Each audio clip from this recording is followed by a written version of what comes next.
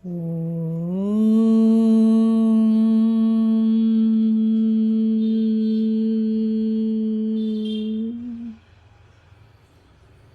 तृतीयोऽध्याय। अर्जुन उवाच ज्यायसि चेत् कर्मणस्ते मता बुद्धिर्जनार्दन तत्किं कर्मणि घोरे मानि ओजसि केशव।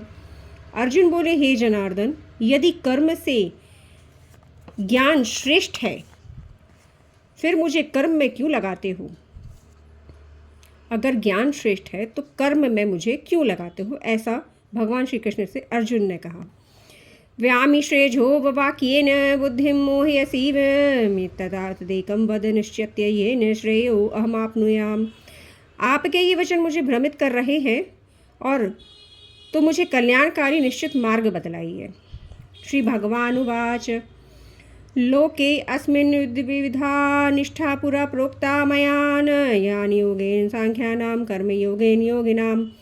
श्री भगवान बोले, हे निष्पाप, इस लोक में साधन की दो परिपक्व अवस्थाएं हैं अर्थात निष्ठाएं हैं। ज्ञानी ज्ञान योग द्वारा और योगी कर्म योग से इन्हें पाते हैं अर्थात या तो ज्ञान योग के द्वारा या कर्म योग के द्वारा। अब आप कर्म के बारे में जानेंगे कि कर्म योगी कौन है और आप ज्ञानी के बारे में भी जानेंगे। इसे ध्यानपूर्वक सुनिए।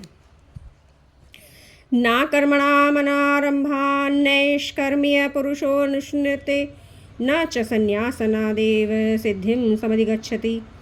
फिर भी कर्म करना आवश्यक है क्योंकि कर्म को कर इनमें से किसी को प्राप्त नहीं किया जा सकता।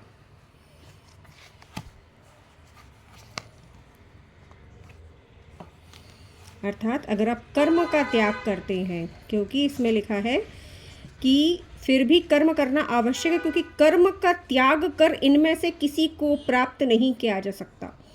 अर्थात अगर आप ज्ञान योग की ओर बढ़ रहे हैं तो भी आपको कर्म करना पड़ेगा और कर्म योग की तरफ बढ़ रहे हैं तो भी जो कर्म करना चाहिए वो कर्म करना पड़ेगा। अभी हम जो कर्म करते हैं वह कैसा है ये भी आपको पता चलेगा इस अध्याय में कि आवश्यक है या नहीं। ना ही कश्चित् क्षणमपि जातु तिष्ठत्य कर्मकृत कार्यते ह्यवशः कर्म सर्वः प्रकृतिर्जैर्गुणैः। कोई भी मनुष्य क्षण मात्र भी कर्म किए बिना नहीं रह सकता। देखिए मित्रों, क्षण मात्र भी कर्म किए बिना नहीं रह सकता क्योंकि वह प्रकृति ही कार्य रूप है।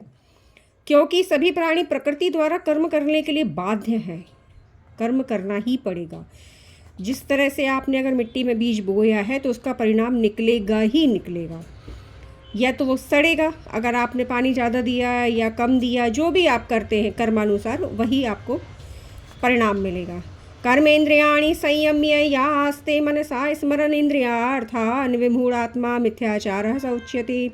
आस्तित्वेन्द्रियाणि मनसा नियमारभ्यते अर्जुन कर्मेन्द्रियः कर्मयोगसक्तः स विशिष्यते। जो मनुष्य समस्त इंद्रियों को हठ पूर्वक कार्य करने से रोक कर, देखिए, हठ पूर्वक कार्य करने से रोक कर मन में विषयों का चिंतन करता रहता है वह मिथ्याचारी है। मिथ्याचारी किसे कहा गया है? अर्थात झूठा आचरण, दिखावा, पाखंड करने वाला वह है जो हठ पूर्वक, मतलब जबरदस्ती आपने इंद्रियों को, किसी भी चीज़ को बहुत अच्छी लगती है आपको, आपने खाने से उसको अपने मन को रोक लिया हट करके, लेकिन चिंतन बार बार उसी का हो रहा है कि काश मैं खा लेता या काश मैं खा लेती, मुझे बहुत पसंद है, तो ये मिथ्याचारी कहलाता है अर्थात पाखंड कहलाता है। परंतु जो मनुष्य इंद्रियों को वश में करके अनासक्त हुआ योग का आचरण करता है वही श्रेष्ठ है। अनासक्त हुआ अर्थात मेरी आसक्ति नहीं, मुझे आवश्यक नहीं, मुझे कोई इच्छा नहीं, फिर भी अगर मेरे सामने आया है वो भोजन तो मैंने कर लिया, किंतु भोजन भी वैसा ही हो। ये नहीं कि मांसाहार कर रहे हैं और अनासक्त हैं तो नहीं, उसमें भी बुद्धि का बहुत श्रेष्ठ योग, क्योंकि आपने अगर ना खाने योग्य वस्तु अभक्ष्य चीज खाई तो वो भी परिणाम वैसा ही देगी। तो इसमें लिखा है जो मनुष्य समस्त इंद्रियों को हठ पूर्वक कार्य करने से रोककर मन में विषयों का चिंतन करता रहता है वह मिथ्याचारी है, परंतु जो मनुष्य इंद्रियों को वश में करके अनासक्त हुआ योग का आचरण करता है वही श्रेष्ठ है। नियत कुरु कर्म त्वं कर्म ज्यायो ह्य कर्मणः शरीर यात्रापि च तेन प्रसिद्धेद कर्मणः। इसलिए तू शास्त्र विहित कर्म कर्तव्य कर्म कर, शास्त्रों के अनुसार ही कर्तव्य कर्म कर, क्योंकि कर्म ना करने से कर्म करना श्रेष्ठ है तथा कर्म ना करने से शरीर का निर्वाह भी नहीं होता। अगर आप ये सोचते हैं कि हम कुछ नहीं करेंगे और सिर्फ बैठे रहेंगे तो आपका शरीर का निर्वाह नहीं हो पाएगा। यथार्थाज्ञात्य कर्मणोऽन्यत्र लोको अयं कर्म बंधनः तदर्थ कर्म कौन्तेय मुक्त संग समाचरः। मित्रों, गीता में पूर्ण ज्ञान दिया है धर्म का, कर्म का। आप भटक नहीं सकते हैं। जिस प्रकार यज्ञ ईश्वर के निमित्त होता है उसी प्रकार तू आसक्ति से रहित होकर भली भांति कर्तव्य कर्म कर। तेरा धर्म है, यह तेरा धर्म है।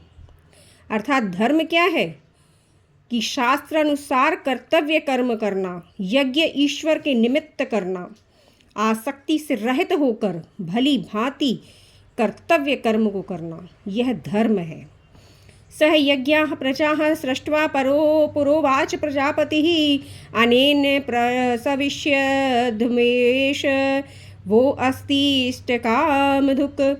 सृष्टि के आरंभ में यज्ञ और मनुष्यों को बनाकर ब्रह्मा ने कहा कि तुम लोग यज्ञ के द्वारा वृद्धि को प्राप्त हो। सृष्टि के आरंभ की बात चल रही है। ये बहुत बड़ा रहस्य भी है मित्रों कि यज्ञ कहाँ होता है। प्रत्येक क्षण आप यज्ञ में शामिल हैं। जो आज्ञा चक्र है ना, वो यज्ञ पुरुष का स्थान कहलाता है। जिसने भी देखा है वो जानता हो।